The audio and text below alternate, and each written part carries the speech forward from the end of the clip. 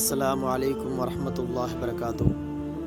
حضرت انس بن مالک رضی اللہ تعالیٰ عنہ سے مروی ہے کہ رسول اللہ صلی اللہ علیہ وسلم نے جب خیبر پر چڑھائی کی تو ہم نے رسول اللہ صلی اللہ علیہ وسلم کے ساتھ فجر کی نماز ادا کی۔ حضرت انس بن مالک فرماتے ہیں کہ میں اور ابو طلحہ رضی اللہ تعالیٰ عنہ رسول اللہ صلی اللہ علیہ وسلم کے ساتھ سواری پر سوار تھے، اور جب رسول اللہ صلی اللہ علیہ وسلم قریہ بستی کے پاس پہنچے تو آپ صلی اللہ علیہ وسلم نے تکبیر کہی اور فرمایا کہ خیبر تباہ ہو گیا۔ اس کے بعد ہم نے خیبر پر چڑھائی کی اور تلوار کے زور پر ہم نے خیبر کو فتح کر لیا۔ جب ہمیں فتح مل گئی اس کے بعد ہم نے قیدیوں کو جمع کیا۔ حضرت دحیہ کلبی رضی اللہ تعالیٰ عنہ رسول اللہ صلی اللہ علیہ وسلم کے پاس آتے ہیں اور کہتے ہیں کہ اللہ کے رسول، مجھے ایک باندی کی ضرورت ہے۔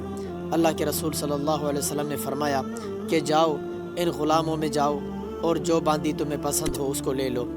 حضرت دحیہ کلبی رضی اللہ تعالیٰ عنہ نے حضرت صفیہ رضی اللہ تعالیٰ عنہ کو لیا۔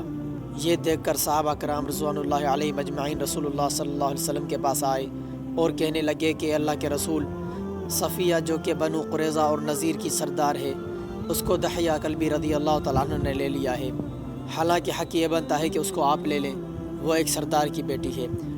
رسول اللہ صلی اللہ علیہ وسلم نے دحیہ کلبی رضی اللہ تعالیٰ عنہ کو بلایا اور یہ پوری بات کہہ دی۔ دحیہ کلبی رضی اللہ تعالیٰ عنہ نے صفیہ رضی اللہ تعالیٰ عنہ کو چھوڑ دیا اور رسول اللہ صلی اللہ علیہ وسلم نے ان سے نکاح کر لیا۔ دوستو، کچھ لوگ رسول اللہ صلی اللہ علیہ وسلم پر اعتراض کرتے ہوئے کہتے ہیں کہ دحیہ کلبی رضی اللہ تعالیٰ عنہ کو صفیہ دینے کے بعد اللہ کے رسول نے واپس کیوں لے لی؟ تو ان کو یہ بات یاد رکھنی چاہیے کہ جو بھی معاملہ رسول اللہ صلی اللہ علیہ وسلم کیا کرتے ہیں وہ اللہ کے حکم سے کرتے ہیں، اور دوسری بات یہ کہ وہ ایک سردار کی بیٹی تھی تو ان کا حق یہی بنتا تھا کہ ان کے ساتھ رسول اللہ صلی اللہ علیہ وسلم نکاح کر لیتے۔ اللہ تعالی ہمیں سمجھنے کی توفیق عطا فرمائے۔